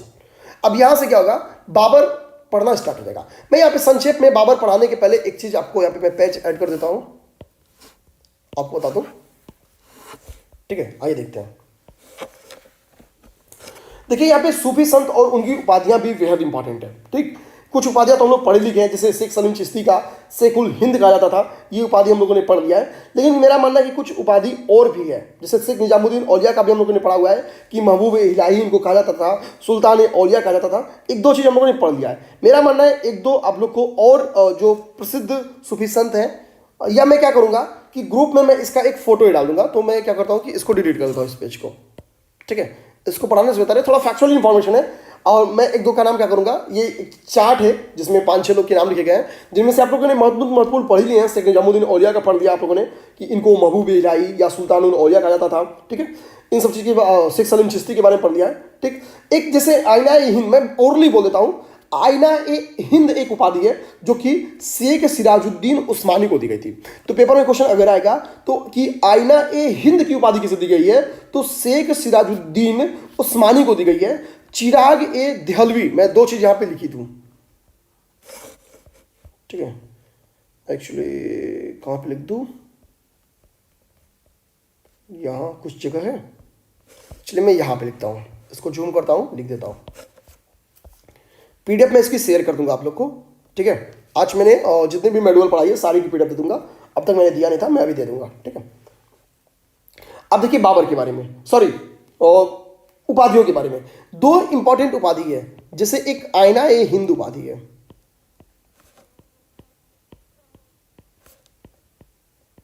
ध्यान देंगे, एक आईना ए हिंद उपाधि है। दूसरी चीज हम लोग देखते हैं, आईना ए हिंद के अलावा चिराग ए, दूसरी जो उपाधि है वो क्या है, एक चिराग, ध्यान देंगे, ए देहलवी, ये दूसरी उपाधि है।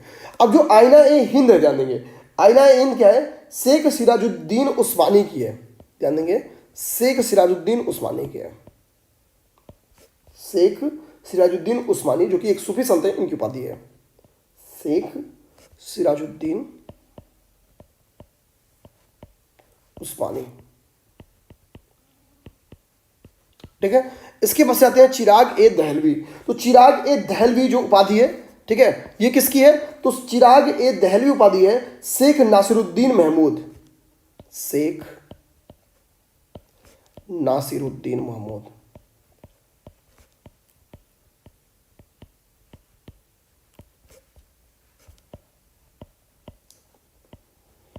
ठीक है। ये इंपॉर्टेंट है, आप लोग उम्मीद करते हैं समझ गए होंगे। अब यहां से हम लोग क्या करेंगे, मुगल साम्राज्य को स्टार्ट कर लेंगे, ठीक है, मुगल साम्राज्य स्टार्ट करेंगे। चलिए स्टार्ट करते हैं, ठीक है। मुगल साम्राज्य में हम लोग आज क्या देखेंगे, यहाँ पे हम लोग बाबर देख लेंगे, बाबर के बाद हम लोग क्या देखेंगे, हुमायूं और देखेंगे, अकबर से यहां तक हम लोग आज देखने वाले हैं। इसके बाद से हमारी अगली क्लास होगी, ठीक है, इस चीज को ध्यान देंगे। अब बाबर के बारे में अगर बेसिक्स बताऊं तो कहा जाता है कि बाबर ने जो 1526 ईस्वी में मुगल साम्राज्य की नींव डाली थी, ठीक है। बाबर बेसिकली क्या है, चगताई शाखा से संबंधित तुर्क है, ध्यान देंगे, चगताई शाखा से संबंधित एक तुर्क है। इसका पूरा नाम क्या है, जहीरुद्दीन मोहम्मद बाबर है, इसका पूरा नाम जहीरुद्दीन मोहम्मद बाबर है। बाबर के बारे में एक स्टेटमेंट क्या मिलता है कि ये पिता के वंश की ओर से, ध्यान देंगे, तैमूर का 5वां वंशज है, ठीक है। अब यहाँ पे रक्त की पवित्रता का सिद्धांत आप लोग समझ सकते हैं कि यह पिता के वंश की ओर से तैमूर का 5वां वंशज है और माता के वंश की ओर से चंगेज खां का 14वां वंशज है। मैंने यहाँ पे लिख भी दिया है, इसके लिए मैं लिख नहीं रहा हूँ, ठीक है, ये स्टेटमेंट मैंने लिख दिया है, ठीक है। ये पेपर में क्वेश्चन बन के आता है कि तैमूर का कितना और चंगेज खां का कौन सा वंशज है ये, ठीक है। तो तैमूर का जो वंशज है वो पिता वंश से लिया गया है और चंगेज खां का जो वंशज है वो माता वंश से लिया गया है, ठीक है। तो तैमूर की तरफ से ये 5वां वंशज है और माता की तरफ से क्या है, 14वां, अर्थात चंगेज खां का 14वां वंशज है, ठीक है। ये इसके बारे में एक इंपॉर्टेंट फैक्ट्स है। अब यहां पे देखेंगे कि बाबर के पिता और माता का नाम लिखा गया, ये आपके लिए इंपॉर्टेंट नहीं है। अब यहां पे चूंकि लिख दिया गया तो आप लोग देख लीजिएगा, मेरे नजरिए में इंपॉर्टेंट नहीं है, इसलिए मैंने इसको इंपॉर्टेंट के तौर पे हाईलाइट नहीं किया है। केवल 11 वर्ष की आयु में बाबर को फरगना की गद्दी पे स्थापित कर दिया जाता है, क्योंकि पिताजी इसके 6 इंच छोटे हो गए, ठीक है। अब क्या है कि बाबर को 11 वर्ष की आयु में सन 1494 में ही इसको क्या किया जाता है कि गद्दी पर बैठा दिया जाता है। अब नवालिक लड़का बहुत कुछ सीखा हुआ है नहीं, तो प्रारंभ में इसको कुछ हार का सामना करना पड़ता है। जैसे 6 वर्ष पश्चात 1501 में ये एक युद्ध लड़ता है, सर ए पुल का युद्ध। आप यहां पे देखेंगे लिखा हुआ भी है, सर ए पुल का युद्ध। सर ए पुल का युद्ध लड़ता है 1501 में और ये सौखानी खां से या सोबानी खां से परास्त हो जाता है, ठीक है।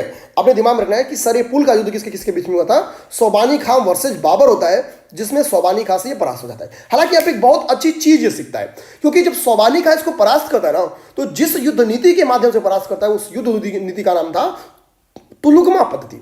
और ये क्या करेगा, इस युद्ध में पराजित होने के बाद इसी पद्धति को सीखेगा, ध्यान देंगे, इसी पद्धति को सीखेगा, तुलुगमा पद्धति को सीख लेगा। अच्छा, इस बीच में बाबर को इस बात की चर्चा मिल जाती है कि भारत बहुत अकुत संपत्ति वाला क्षेत्र है, बड़ा धन संपत्ति यहाँ पे, यहाँ की लैंड बहुत फर्टाइल है, ये है वो है, मतलब तमाम चीजें सुनता है। और ये एक बार नहीं कुल 5 बार भारत पर आक्रमण करता है। जो इसका पहला अभियान होता है, ध्यान देंगे, इसका पहला अभियान शायद मैंने कहीं लिखा हुआ भी हो, यहां पे लिखा हुआ है मैंने, ठीक है। मैं इसको जूम करता हूं, आप लोगों को दिखे। इसी संदर्भ में ये पहला अभियान अपना क्या करता है, यूसुफजई जाति के ऊपर करता है। तो यूसुफजई जाति के ऊपर जब करता है तो ये क्या करेगा, इनको पराजित करेगा। किनको? यूसुफजई जाति को ये पराजित करेगा। और इनके दो क्षेत्र ध्यान देंगे, बाजौरा और भेरा, इन दोनों क्षेत्रों पे क्या करेगा, अधिकार कर लेगा, ठीक है। मैंने इसको लिखा हुआ है इसलिए मैंने इसको यूज नहीं किया।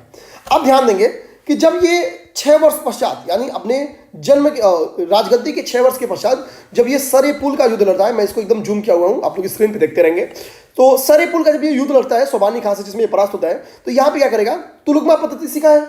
अब इसी तुलुगमा पद्धति को ध्यान देंगे, युद्ध पद्धति है ये, इसी तुलुगमा युद्ध पद्धति को ये पानीपत के युद्ध में स्थापित करेगा 1526 में, और पानीपत का युद्ध जीतेगा और जीत के मुगल साम्राज्य की नींव स्थापित करेगा, ठीक है।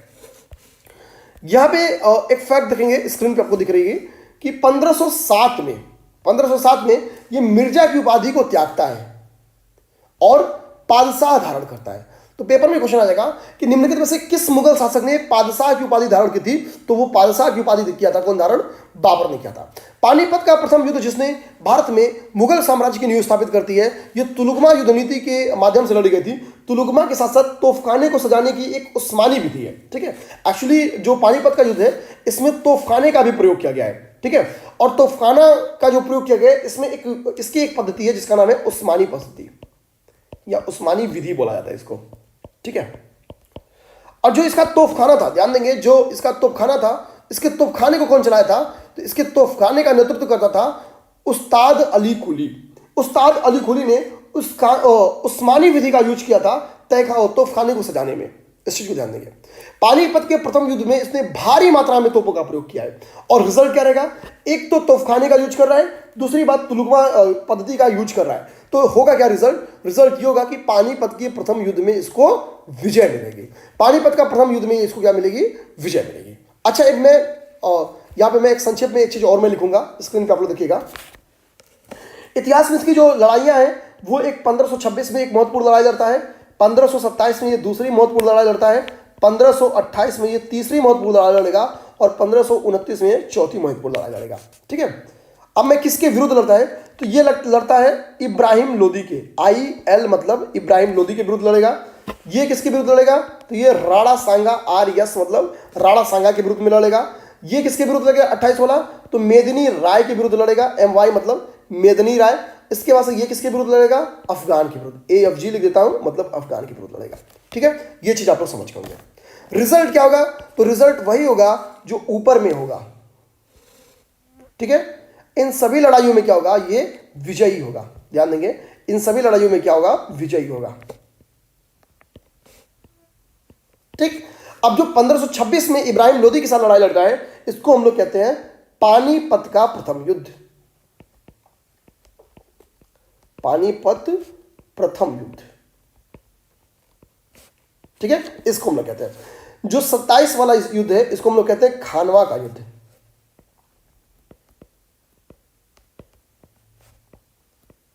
इसको हम लोग कहते हैं खानवा का युद्ध। इसके बाद से 28 वाला जो है वो चंदेरी का युद्ध है। ध्यान देंगे 28 वाला क्या है, चंदेरी युद्ध है। 29 वाला क्या है, ये घाघरा का युद्ध है। 29 वाला क्या है, ये घाघरा का युद्ध है। इसको संक्षेप में आप लोग याद कर सकते हैं, इसका ऑर्डर अगर कभी क्वेश्चन पेपर आ जाए तो पानीपत से पा, खानवा से खा, चंदेरी से च और घाघरा से घ, ठीक है। च को चल कर लीजिए और घ को घर कर लीजिए। याद कर लीजिए अब कम कि पा, खा, चल, घर, ये ऑर्डर है। पा मतलब पानीपत, खा मतलब खानवा, चल मतलब चंदेरी, घर मतलब घाघरा, ठीक है। ये इसका ऑर्डर हो गया पाखा चलकर, इसका याद करने का, ठीक है। तो 1526 में जब ये क्या होगा, इब्राहिम लोदी से जुड़े जीतेगा तो तुरंत यहाँ पे मुगल राज की क्या करेगा, नींव डाल देगा। तो खाने वगैरह का प्रयोग किया, ये सारी चीजें मैंने बता दिया। 27 में ये क्या करेगा, राणा सांगा से लड़ाई करेगा। और इसी में एक इंपॉर्टेंट फैक्ट क्या करता है, जब ये राणा सांगा से जीतेगा तो ये जिहाद की घोषणा करेगा। ये सबसे इंपॉर्टेंट फैक्ट इसका है, जिहाद की घोषणा कर देगा, ठीक है। और ये खूब मंदिर वगैरह तोड़वाएगा, ठीक है। एक और इंपॉर्टेंट क्या मिलता है कि इस युद्ध में विजयी होने के उपरांत इसने गाजी की उपाधि धारण की। बाबर गाजी की उपाधि धारण करेगा। गाजी का अर्थ होता है काफिरों को मारने वाला, ठीक है। इसमें इसके ड्यूरेशन देखेंगे कि इसकी जो सबसे धार्मिक कट्टरता की नीति यही मिलती है कि मंदिरों को काफी तोड़वाया हुआ है इसने, ठीक है। तो बाबर जिहाद की घोषणा करता है, इस चीज को ध्यान देंगे, किस युद्ध में, तो दूसरी जो युद्ध उसकी अगली है खानवा का युद्ध, इसमें। नेक्स्ट देखेंगे, इससे बाबर का खत्म हो जाता है, ठीक है।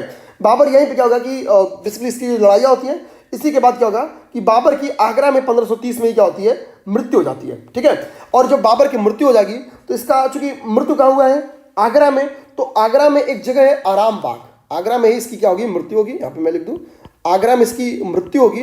तो आगरा में ही एक लोकेशन है, और जो लोकेशन है उसका नाम है आराम बाग, यहीं पर यह आराम करेगा, अर्थात यहां पे इसको क्या किया जाएगा, दफनाया जाएगा। लेकिन बाद में क्या होता है कि इसकी इच्छा थी कि मैं यहां नहीं, मैं काबुल में दफनाया जाऊं, तो यहां से इसकी बॉडी को निकाला जाएगा, महकती हुई बॉडी को, और इसको लेके जाया जाएगा कहां पे, काबुल पे। अब सोचिए कि कौन इसको लेके गया होगा यहां से काबुल, अब वो तो ईश्वर ही जाने, ठीक है। अब ध्यान देंगे, तो बॉडी का इसका बड़ा नरक हुआ है अब इच्छा पूरी करने में इसकी। अब समझिए वर्तमान में काबुल में ही है, इसकी दफन वफन किया गया है। अब यहां से इसका पुत्र होता है हुमायूं, ध्यान देंगे, यहां से ध्यान देंगे कि बाबर का पुत्र क्या होता है, हुमायूं होता है, जो कि इसका उत्तराधिकारी बनेगा। हुमायूं 2 बार शासन में आता है। एक बार ध्यान देंगे हुमायूं क्या होता है कि 1530 से शासन करना स्टार्ट करता है जब बाबर की मृत्यु होती है, और 1540 तक शासन करेगा, 1540 तक। यहीं पे चंदेरी के युद्ध में जान देंगे, शेर शाह सूरी का एक नाम मिलता है। चंदेरी के युद्ध में क्या होता है, जब बाबर चंदेरी का युद्ध लड़ता है तो उसके साथ देता है शेर शाह सूरी, इस चीज को ध्यान देंगे। यानी एक वोट आपको शेर शाह सूरी बाबर के ड्यूरेशन से आपको सुनने में मिल जा रहा है, ठीक है। उसके बाद से एक निर्वात की स्थिति आएगी, निर्वात की स्थिति आएगी मतलब मुगल साम्राज्य के लिए 15 वर्ष की, 15 वर्ष की। फिर 15 वर्ष पड़ता है, अर्थात 1540 के बाद से 1555 में फिर से हुमायूं की एंट्री हो जाएगी, ठीक है। और ये हुमायूं कौन है, अकबर का बाप है, इस चीज को ध्यान देंगे। अब होता क्या है, 1530 से लेकर 1540 तक हुमायूं शासन करता है। इस बीच में ये मैक्सिमम लड़ाइयां हारता है। जैसे हुमायूं के बारे में बता दूं, हुमायूं की एक अच्छी खबर क्या है, पहले मैं हुमायूं की पॉजिटिव बात कर लूं कि हुमायूं के कई सारे भाई थे। जैसे कामरान इसका एक भाई था, अस्करी इसका एक भाई था, स्क्रीन पे देखेंगे आप लोग, हाईलाइट किया हूं मैं, हिंदाल इसका भाई था। ये क्या करेगा, साम्राज्य में विरोध ना हो, इसके भाई इसके साम्राज्य चलाने में साथ दे, डिफरेंट एरिया का इनको जागीर दे देगा। जैसे कामरान को काबुल क्षेत्र का जागीर दे देगा, अस्करी को संभल क्षेत्र का जागीर दे देगा, हिंदाल को अलवर और मेहात में जागीरदारी दे देगा, ठीक है। यहां तक कि सुनने में आता है कि इसका एक चचेरा भाई था जिसका नाम था सुलेमान मिर्जा। सुलेमान मिर्जा को ये क्या करता है, हुमायूं ने बदख्शा, ठीक है, बदख्शा प्रदेश देता है, ध्यान देंगे। तो बदख्शा प्रदेश किसे दिया है, सुलेमान मिर्जा को दिया है। तो यानी अपने चचेरे के साथ साथ अपने सगे भाइयों को भी ये काफी खुश रखता है, इस चीज को ध्यान में रखना है। अच्छा, एक फैक्ट इसके बाद से मिलता है, इसकी मां का नाम माहम बेगम होता है, जो कि सिया थी, इस चीज को ध्यान देंगे, सिया थी। ये सिया वर्ड ही काफी इंपॉर्टेंट है इसमें, और कुछ नहीं। अब हम लोग क्या करते हैं, इतिहास में ये 2 लड़ाइयां लड़ता है, 1539 में और 1540 में, ध्यान देंगे, 1539 और 1540 में, दोनों लड़ाइयों में मैं 1539 जो चौसा की लड़ाई है, इसको स्क्रीन में जूम कर दिया हूं, इसको आप लोग देखिए, मैंने वैल्यूएशन पूरा कर लिया है, ठीक है। चौसा का जो तो जून 1539 में होता है, जिसमें शेर खां क्या होगा, विजयी होगा, ठीक है। अब बात आती है कि शेर खां कौन था, सबसे बड़ी बात तो यही आती है दोस्तों कि शेर खां कौन था, ठीक। अभी हम लोग देखेंगे कि शेर खां कोई और नहीं, शेर शाह सूरी ही शेर खां है। एक्चुअली दक्षिणी बिहार का एक शासक था जिसका नाम था और बहार खां, मैं यहां पे लिख देता हूं, दक्षिणी बिहार का एक शासक था जिसका नाम था बहार खां। ये पेपर में question Bihar public service commission में पूछता भी है, ठीक है। बहार खां क्या करता है कि इसके यानी जो शेर शाह सूरी है, इसकी वीरता से काफी प्रसिद्ध होता है, यानी खुश होता है, ठीक है। तो ये क्या करेगा कि इसको शेर खां की उपाधि दे देगा, ठीक है। किसको, शेर शाह सूरी को। तो शेर खां कौन है, शेर शाह सूरी ही शेर खां है, इस चीज को दिमाग में रखना है, ठीक है। अब क्या होगा, जब चौसा का लड़ाई होगा तो शेर खां, अभी शेर खां शेर शाह नहीं बना है, ध्यान देंगे। तो अभी शेर खां है, ना कि शेर शाह है। चौसा के युद्ध में, चौसा का युद्ध 1539 में होता है और यहां पे हुमायूं पराजित होगा, ध्यान देंगे। अब ये कोशिश करता है कि शेर खां कि मैं हुमायूं को यहीं पे 6 इंच छोटा कर दूं, बहुत रिस्क नहीं लूं। अब लेकिन बहुत वीर रहता है शेरशाह, ध्यान देंगे, बहुत वीर रहता है। इसकी इंट्रो भी हम लोग जब शेरशाह का पढ़ना शुरू करेंगे तो पढ़ेंगे। लेकिन एक निजाम नामक एक भिस्ती मिलता है, ये क्या करता है कि हुमायूं की जान बचा लेगा, ठीक है, और सुरक्षित इनको युद्ध क्षेत्र से निकाल ले जाएगा। क्योंकि ठीक है, यहाँ पे हुमायूं की जान तो बच जाती है, ठीक है। लेकिन एक वर्ष के अंदर क्या होता है, फिर से एक वर्ष के अंदर नहीं बोलेंगे, एक वर्ष पश्चात या एक वर्ष अंदर ही बोल दीजिए, बीता नहीं रहता है, कन्नौज की लड़ाई होगी, सेकेंड लड़ाई होगी, जिसको हम लोग बिलग्राम का भी युद्ध बोलते हैं, 1540। ये लड़ाई फिर शेर खां और हुमायूं के बीच में होगी। लेकिन ध्यान देंगे, जब चौसा की लड़ाई होती है, यहीं पर इसने शेर शाह की पदवी ले लेता है, जब हुमायूं को हराएगा। ठीक है, कहेगा कि कोई शेर ही हुमायूं को हरा सकता है, और ये मैं हूं शेर शाह, वो शेर मैं हूं। ठीक है, अमित शाह वाला शाह नहीं है वो, ध्यान देंगे। अब ध्यान देंगे क्या होगा कि हुमायूं शेर शाह से क्या होगा, परास्त होगा इस युद्ध में भी। यानी लगातार जो ये शेर खां से लड़ाई लड़ रहा है, चौसा और बिलग्राम, इन दोनों में हुमायूं परास्त होगा। अब इस बार जाहिर सी बात है कि इस बार कोई भिस्ती बचाएगा नहीं। इसको लगा भैया जैसे ही देखा कि मैं लड़ाई हार रहा हूं, भागेगा ईरान की तरफ से जान बचा के। और कहा जाता है यहाँ पे ये मतलब कबायलियों की जिंदगी जीता है, मतलब उसी तरह से घूम टहल रहा है, कोई मतलब ही नहीं, कोई शेर साथ एकदम लफंगा बन के। ठीक है, लेकिन इसी बीच में इसकी भाई जाहिर सी बात है लोगों को बताएगा कि मैं हिंदुस्तान में शासक रहा हूं, ये रहा हूं, वो रहा हूं, तो एक इमोशन जागता है। इसी बीच में इसकी शादी क्या है, हमीदा बानो बेगम से होती है, जिसका पुत्र होता है अकबर। ध्यान देंगे, तो अकबर की माता का नाम क्या हो गया, हमीदा बानो बेगम हो गया। ठीक है, यही ईरान जब भागता है शादी हो जाती है। इस बीच में 15 साल में वो क्या करेगा, 15 साल का ड्यूरेशन बीतता है, सेना वना खूब कलेक्ट करेगा, और सेना वना जब कलेक्ट करेगा तो फिर से वो भारत पे चढ़ाई करेगा। ठीक है, जब भारत पे वो चढ़ाई करेगा तो सरहिंद की चढ़ाई करेगा, जिसपे शासक कौन था, सिकंदर सूर था। तो जब ये 1555 में यानी लगभग 15 वर्ष पश्चात जब सरहिंद पे चढ़ाई करेगा तो सिकंदर सूर को परास्त करेगा और हुमायूं इसमें विजयी बन जाएगा। अब समझिए, हुमायूं क्या करेगा, सरहिंद के युद्ध में विजयी बन जाएगा। यानी अब फिर से सरहिंद के युद्ध के माध्यम से वो क्या होगा कि भारत में इंटर कर गया। जब ये भारत में इंटर करता है, अब 1 साल शासन लगभग करता है, 1 साल ही शासन नहीं करवाता है, माना जाता है कि लगभग 6 महीने ही शासन करता है। और अगले वर्ष की जैसी शुरुआत होती है जनवरी माह की, उसी में क्या होता है कि दीनपनाह भवन, यहां पे मैं लिख भी दूं, दीनपनाह भवन,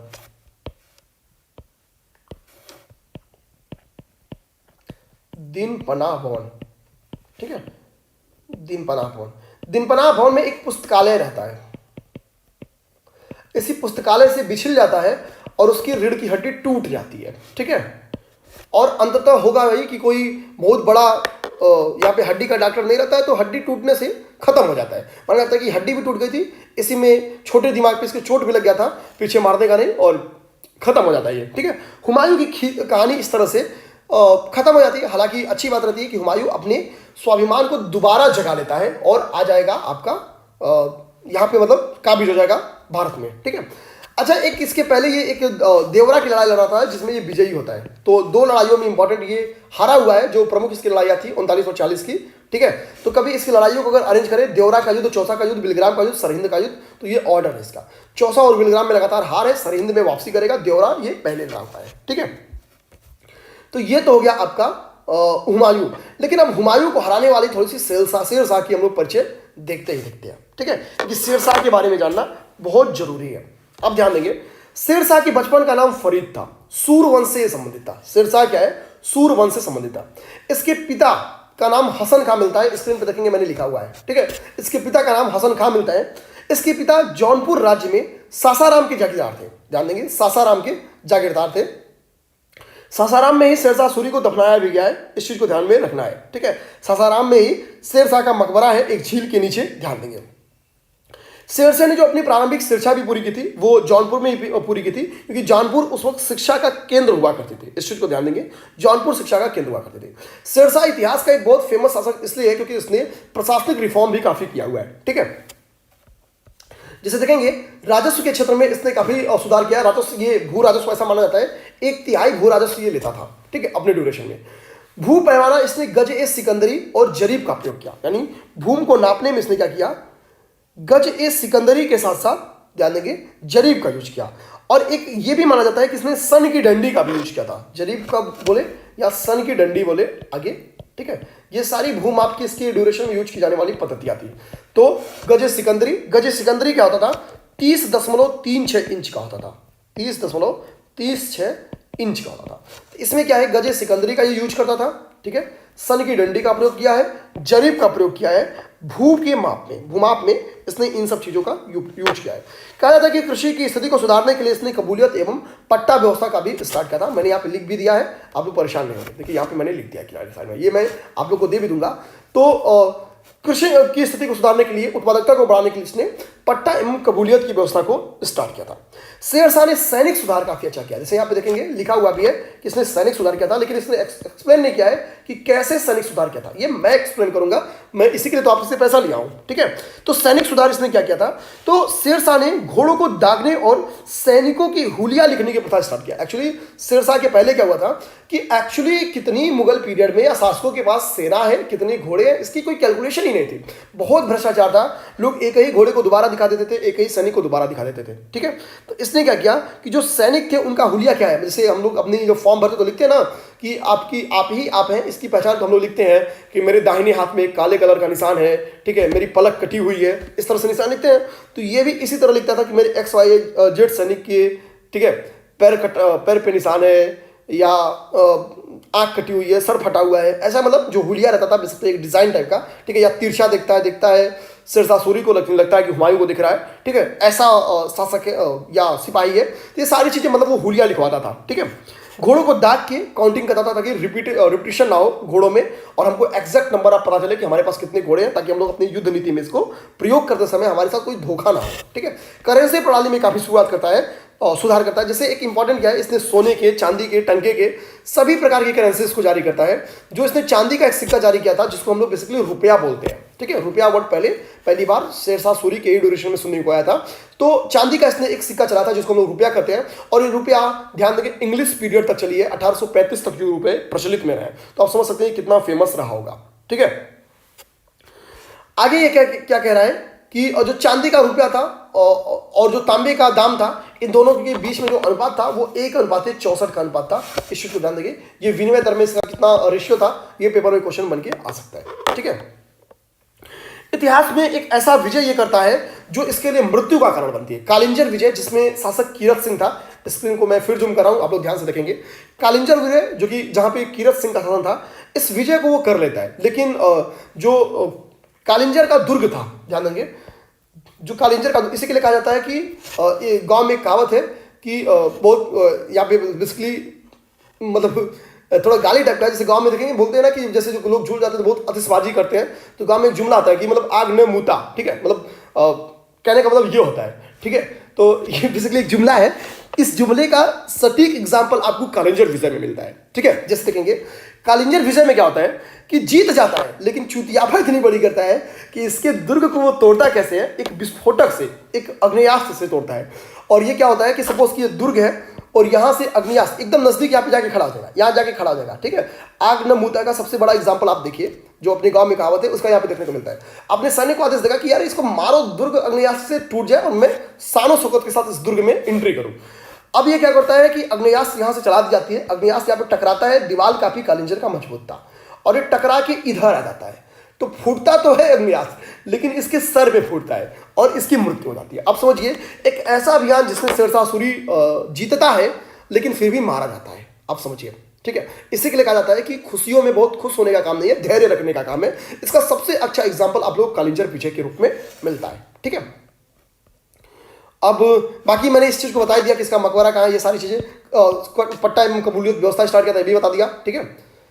इसकी सबसे अच्छी एक और भी इसकी डेवलपमेंट में देखेंगे, ग्रांड ट्रंक रोड, ये आज भी आप लोगों को सुनने को मिल जाता है, जिसको हम लोग सड़क ए आजम कहते हैं, ठीक है। इसका निर्माण किया था, ये देखेंगे सोनारगांव, बंगाल यानी जो भारत का रीजन है, यहाँ से होते हुए पाकिस्तान तक यानी लाहौर तक ही गया हुआ है, ठीक है।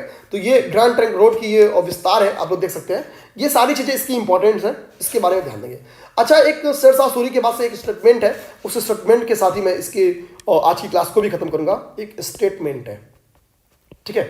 स्टेटमेंट क्या है, एक बार क्या हुआ था कि शेर शाह सूरी मारवाड़ के युद्ध में गया था, ठीक है। और वहां पे पहली बार इसका सामना क्या होता है, राजपूतों से होता है। राजपूतों की तलवार की जो आप कहानी सुनते हैं ना, ये आप शेर शाह सूरी जैसे वीर से सुनिए।